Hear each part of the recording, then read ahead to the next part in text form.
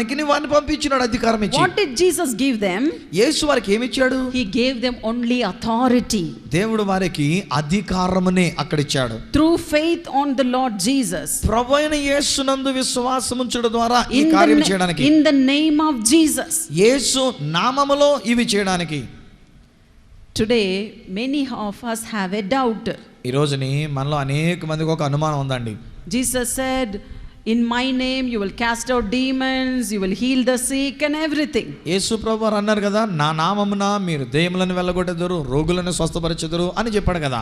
But why this demon did not go? మరి అలాంటప్పుడు ఎందుకు ఈ దెయ్యం వెళ్ళలేదు? Jesus said, యేసే అన్నారు, because you did not have faith. మీరు విశ్వాసము లేని వారుగా ఉన్నారు కనుక. What faith?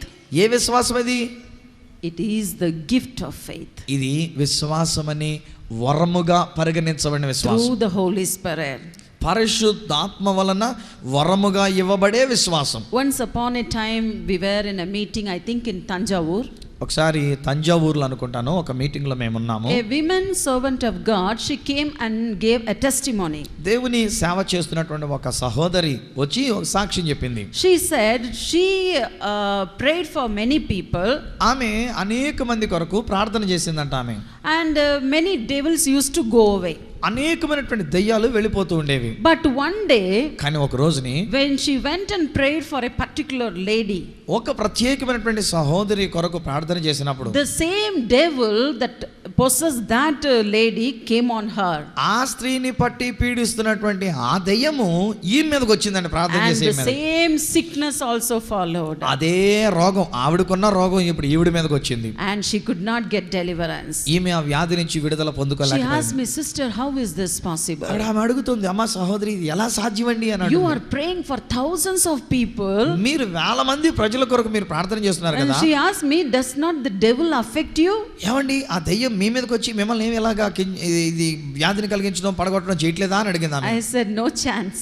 నేను అన్నాను అవకాశమే లేదన్నాను. అప్పుడు I said to her, నేను ఆమెతో అన్నాను, there is difference between faith and gift of faith. విశ్వాసమునకును విశ్వాస వరమునకును తేడా ఉందమ్మా అని చెప్పాను. You should not hurry to lay your hand on everybody. వచ్చిన వాళ్ళందరి మీద, కనబడ్డ వాళ్ళందరి మీద అమాంతంగా చేసేయడానికి ప్రయత్నం చేయకండి. Sisters, listen carefully. అమ్మా ప్రియ సహోదరులు జాగ్రత్తగా వినండి మీరు కూడా. Don't be in a hurry to lay your hand on everybody unless you receive the gift of the Holy Spirit. పరిశుద్ధాత్మ యొక్క ఆ వరము నీలోనికి వస్తే తప్ప, లేకపోతే వచ్చిన నీ దగ్గరికి వచ్చిన ప్రతి ఒక్కరి మీద చెయ్యేసేయద్దు తొందరపడి.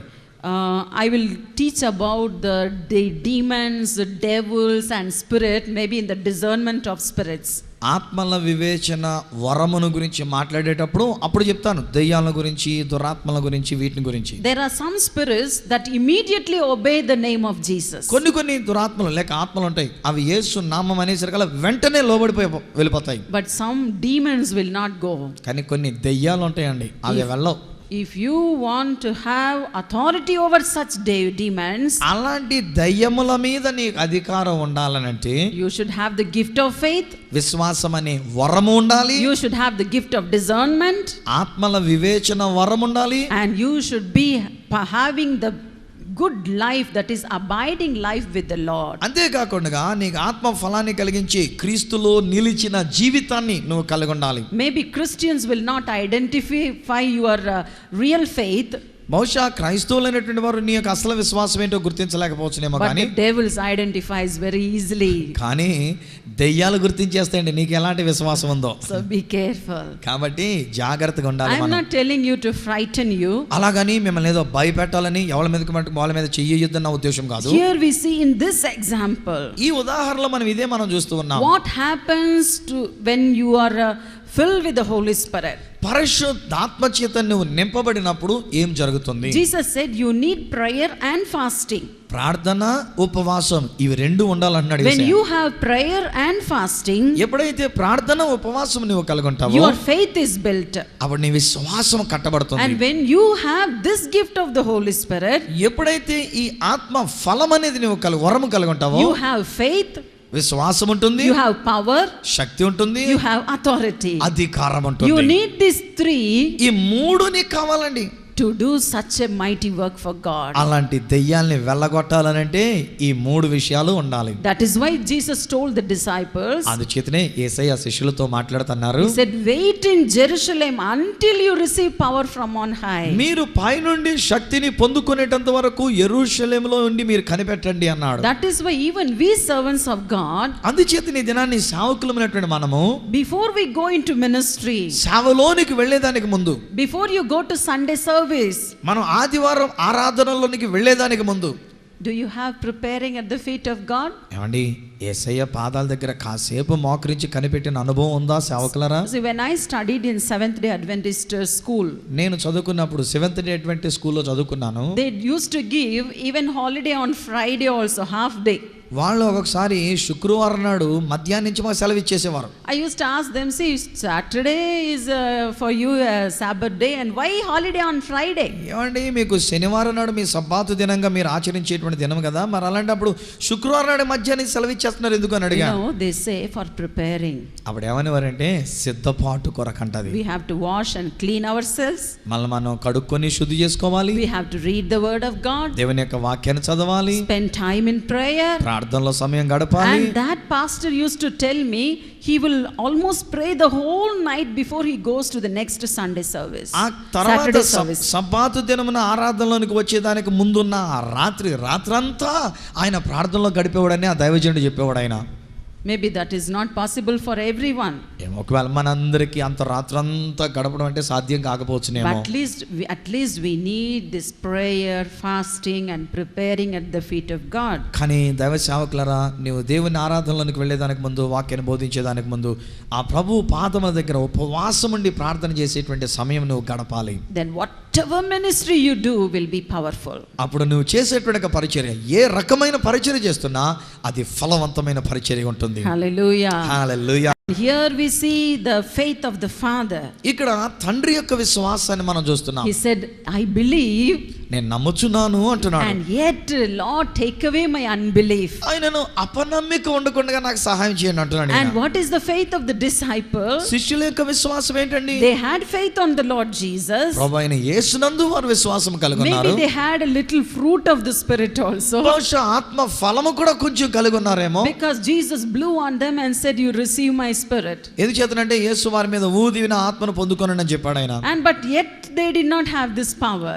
ఆయనను వీళ్ళ శక్తిని కలిగి ఉండలేకపోయారు. Because they did not have the gift of Holy Spirit. ఎందుచేతనంటే పరిశుద్ధాత్మ ఇచ్చే వరం అనే విశ్వాసం వారికి లేకపోయింది. In this example you can see three kind of faith. ఈ ఉదాహరణలో, ఈ ఉపమానంలో మూడు రకాలైనటువంటి విషయాలు మనం చూస్తున్నాం. Hallelujah. Hallelujah. And there is another man who is a withered hand. మరి ఒక వ్యక్తి యొక్క జీవితాన్ని కూడా మనం చూద్దాం. అతడు ఓచ చేయగలిగినటువంటి In వాడు. Matthew 12 chapter. మత్తయి సువార్తలోనే 12వ అధ్యాయం. And Jesus was in the synagogue. యేసుక్రీస్తు వారు సమాజ మందిరంలో ఉండి ఉన్నారు. And when Jesus looked at this man and said, యేసుక్రీస్తు వారు ఆ మనుషుని చూచి అంటున్నారు, he said, stretch forth your hand. నీ చెయ్యి చాపు అన్నాడంతే ఆయన. Now listen carefully. జాగ్రత్తగా వినండి. This man's one hand was an ordinary hand. ఈ మనుషుని యొక్క ఒక చెయ్యి మామూలుగా సామాన్యంగా చక్కగా ఉన్న చెయ్యి. And one hand was a withered hand. కానీ ఒక చెయ్యి ఓచ చెయ్యి, ఎండిపోయిన చెయ్యి అది. When Jesus looked at him and said, stretch your hand. ఎప్పుడైతే యేసు అతను చూచి నీ చెయ్యి చాపు అన్నాడో, Which hand did he stretch? అంటే ఏ చెయ్యి చాపు అంటాడండి ఆ మనుషుడు?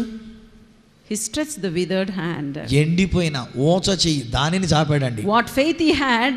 అంటే అతడు ఏ విశ్వాసమును కలిగి ఉన్నాడు అన్నమాట? He had the faith on the Lord Jesus. ఆ ప్రభువైన యేసు చెప్పిన మాట యందు ఆయన యందు విశ్వాసం He said, ఉంచాడు. when Jesus has said it, యేసు చెప్పాడు గనక in an instant he believed that his hand can be normal. వెంటనే ఈ ఎండిపోయిన ఓచ చెయ్యి బాగుపడగలదు అని చాపేశాడు దాన్ని. That was his powerful faith on the Lord Jesus. అది ఈ మనుషుడు యేసునందు కలిగి ఉన్న శక్తివంతమైన విశ్వాసం. But what was the gift of faith? అయితే విశ్వాసం అనే వరం అంటే ఏంటండి ఇక్కడ? That Jesus Christ had the gift of faith. యేసుక్రీస్తు ఆయన విశ్వాసం అనే వరాన్ని కలిగి ఉన్నాడు. Jesus had all the gifts in him. వాస్తవానికి యేసయ్య తనలో అన్ని వరములు కలిగినటువంటి వాడే. That is why he said without a doubt. అందుచేతనే ఏ అనుమాన సందేహం లేకుండా అన్నాడు ఆయన. He said stretch your hand. నీ చెయ్యి చాపు అన్నాడు ఆయన. You know, if Jesus would have doubted even for a second, ఒకవేళ ఒక చిన్న సెకండ్ కొరకు అన్నట్టుగా ఒక్క క్షణం ఆయన అనుమానించి ఉండి అంటే he would have not told that in the midst of so many people. అనేక మంది ప్రజల సమాజ మందిరంలో ఉంటుండగా వాళ్ళందరి మధ్యలో నీ చేయి చాపు అని చెప్పగలిగి ఉండేవాడు కాదేమో. See, God has given me this gift of healing. దేవుడు ఈ యొక్క స్వస్థపరిచే వరం నాకు ఇచ్చారు. And I have prayed for thousands of people. నేను వేల మంది ప్రజల కొరకు నేను ప్రార్థన చేశాను. But every time we don't have this faith 100%. అయితే ప్రతిసారి 100% అన్నట్టుగా ఈ విశ్వాసం అనేటువంటిది కనబడదు. Sometimes this faith is so high. కొన్నిసార్లు విశ్వాసం ఎంతో ఉన్నతంగా ఉంటుంది. And that time I have that 100% faith this will happen. అప్పుడు 100% ఇది జరుగుద్ది అన్న విశ్వాసం నాకు ఉంటుంది. And that time I have seen miracles happen. అలాంటి సమయంలో అద్భుతాలు అక్కడికక్కడ అలా జరగడం చూచాను. But other times మరికొన్నిసార్లు they bring some polio patients. Polio వ్యక్తి కలిగినటువంటి వ్యక్తిని తెస్తారు. పుట్టుకతో ఇలా ఉందండి. They will say, oh, by birth that is there. పుట్టుకలో నుంచేనండి పోలియో నీళ్ళైతే ఇలా ఉన్నారండి. You know what I will pray? అప్పుడు ఏమని ప్రార్థన చేస్తాను తెలుసా? I will not pray, oh, you walk. నువ్వు నడు అని ప్రార్థన చేయను. Say, Lord, have mercy on this person. ప్రభువా ఈ యొక్క వ్యక్తి మీద నీ కనికరం చూపండి నాయనా. I say, Lord, let your grace be in this person. ప్రభువా నీ యొక్క కృప ఈ వ్యక్తి మీదకి రానివ్వండి. Let him have the grace to bear this. ఈ విషయాన్ని భరించడానికి కావలసిన కృపనివ్వండి. That is my faith. అది నా యొక్క విశ్వాసం. But what was the faith of the Lord Jesus? అయితే ప్రభువైన యేసుక్రీస్తు వారి యొక్క విశ్వాసం ఏమిటి? He had 100% faith. 100% ఆయన విశ్వాసాన్ని కలిగి ఉన్నాడు. That is the gift of faith. అది విశ్వాసం అనే That వరం. instant movement. ఆ క్షణంలోనే ఆ గడియలోనే God gives you a faith. దేవుడు మీకు అట్టి విశ్వాసాన్ని ఇస్తున్నాడు. And without doubt when you open your mouth and tell it. అనుమానం లేకుండా సందేహించకుండా నీవు నోరు తెరిచి విశ్వాసంతో ఇచ్చిన మాటను పలికితే that will happen. అది ఖచ్చితంగా జరిగి తీరుతుంది. Last week we had meetings in Narsimpet. గడిచిన వారమే నర్సంపేటలో మేము కూటాలు పెట్టడం. The last day, that was Sunday. చివరి రోజు అది ఆదివారం. To tell you the truth, the Lord did not give me any message for Narsimpet. వాస్తవానికి దేవుడు అక్కడ నర్సంపేట కొరకు ఏ సందేశాలు కూడా నాకు ఇవ్వలే. Because the Lord told me it is rainy season and there is going to be rain. వర్షాకాలం గనక వర్షం పడుతుంది అని ప్రభువు చెప్పి ఉన్నారు. I told brother not to have meetings on those days. Brother తో కూడా నేను చెప్పాను ఎందుకంటే ఈ రోజులో మనం మీటింగ్లు పెట్టొద్దు అని చెప్పాను. He said, even if you don't come, I will go and preach. ఆయన అన్నారు కదా నువ్వు రాకపోతే మానేసేలే నేనన్నా వెళ్ళి వాక్యం బోధిస్తాను I అన్నారు. said, as you will. సరేనండి మీ ఇష్టం. But Saturday there was heavy rain and we did not have meetings. శనివారం నాడు భయంకరమైన వర్షం వచ్చింది, కూటం జరగలేకపోయింది. And Sunday morning, ఆదివారం ఉదయం almost by 10:30 I sat at the feet of God. 10:30 సమయంలో నేను ప్రభు పాదాల దగ్గర కూర్చున్నాను. And I was just arguing and saying, oh, rainy season, it is the will of God. ఇది వర్షాకాలం ఇది దేవుని చిత్తం కాదన్నట్టుగా నేను అలా వాదిస్తూ వచ్చాను. And suddenly అకస్మాత్తుగా the Holy Spirit came in my room. పరిశుద్ధాత్ముడు మా గదిలోనికి వచ్చాడు. He filled my heart with His word. నా యొక్క హృదయాన్ని ఈ వాక్యముతో నింపి ఉన్నాడు. And that day I was reading Romans 4th chapter. ఆ దినాన్ని నేను రోమీయులకు రాసిన పత్రిక 4వ అధ్యాయం చదువుతున్నాను. And I read the verse, He is the one who calleth everything from nothing. ఏమీ లేని దానిలో నుంచి ప్రతి దానిని ఆయన పిలిచేటువంటి దేవుడు అన్నట్టుగా నేను చదివాను. From that word the Lord started to speak to me. ఆ వచనంలో నుండి ఆ మాటలో నుంచి దేవుడు నాతో మాట్లాడడం The Lord మొదలుపెట్టాడు. said, you prepare the message now. ఇప్పుడు నువ్వు వాక్యం సిద్ధపడు, సందేశం సిద్ధపడు అన్నాడు. This message you have to preach in Narsimpet today night. ఈ సందేశాన్ని ఈ రాత్రికి నువ్వు నర్సింపేటలో చెప్పాలి అన్నారు. I said, Lord, it is rainy season. ప్రభా ఇది వర్షాకాలం కదా నాయనా. The Lord said, you prepare and I am ready. అయితే ప్రభు అన్నారు కదా నువ్వు సిద్ధపడు నేను సిద్ధం చేస్తానన్నాడు. As we were going to Narsimpet, మేము నర్సింపేటకి వెళ్తున్నాం. it was heavy rain all over, right from Warangal to the entry of ఈ Narsimpet. వరంగల్లో మేము బయలుదేరి మొదలుకొని మేము నర్సింపేట ప్రవేశించేటంత వరకు భయంకరమైన వర్షం కురుస్తూనే ఉంది. We were going in our car and looking around. మేము కారులో కూర్చొని వెళుతూ చుట్టూ చూస్తూ ఉన్నాం, ఇంత వర్షం పడుతుంది. Thunder, lightning. ఉరుములు మెరుపులు. We entered Narsimpet. నర్సింపేటలో అడుగు పెట్టాము లోపల. There was no rain for some time. కొంతసేపు వర్షం లేదు. We got on the stage మేము ఆ స్టేజ్ దగ్గరికి వెళ్ళాం. and brother was